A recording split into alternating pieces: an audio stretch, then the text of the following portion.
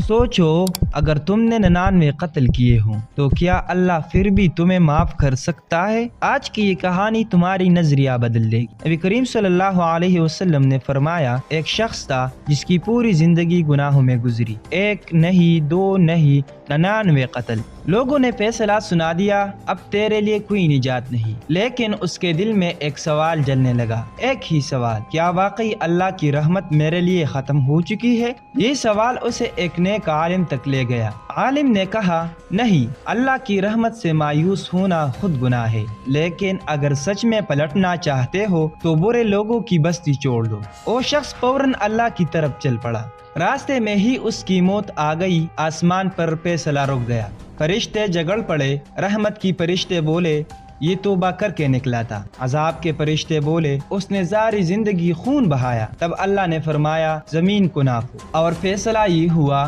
कि अल्लाह ताला ने उसे माफ कर दिया। क्यों? क्योंकि उसका दिल पलट चुका था।